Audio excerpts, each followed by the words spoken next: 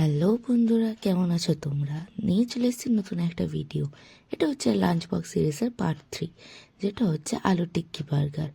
তো আলু টিক্কি বার্গার করার জন্য প্রথমে এখানে আমি দুটো বড় আলুকে ভালো করে ঘেঁষে নিয়ে জলে ভিজিয়ে রেখেছিলাম। কিছুক্ষণ জলে ভিজিয়ে রাখার পর আলুগুলোকে ভালো করে জল নিগড়ে তুলে নিয়ে একটা বাটিতে নিয়ে নিয়েছি। এবার আলুতে একে একে লঙ্কা কুচি, নুন, গোলমরিচ গুঁড়ো আর চাট মশলা দিয়ে ভালো করে মেখে নিয়েছি। এরপর দিয়েছি এতে কর্নফ্লাওয়ার। আপনাদের কাছে কর্নফ্লাওয়ার না থাকলে আপনারা এতে চালের গুঁড়িও ব্যবহার করতে পারেন। সব কিছু দিয়ে আমি ভালো করে আলুটাকে মেখে নিয়েছি। আলুটাকে কিন্তু মেখে বেশিক্ষণ রাখা যাবে না। যদি আলুটাকে মেখে বেশিক্ষণ রাখেন তো আলু থেকে কিন্তু জল ছেড়ে দেবে। এবার একটা প্যানে আমি এখানে সাদা তেল গরম করে নিয়েছি।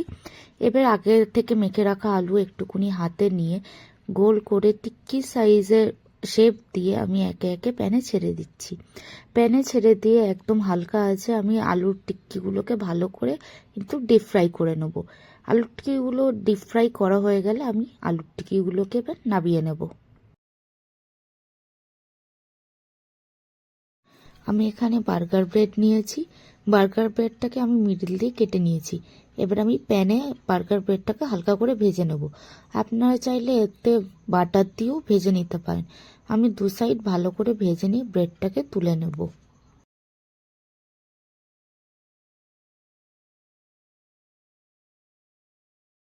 আমি বার্গার ব্রেডের নিচের টুকরোটায় প্রথমে ধনেপাতার চাটনি লাগিয়ে নিয়েছি, আর ওপরের টুকরোটায় আমি টমেটো সস লাগিয়ে নিয়েছি।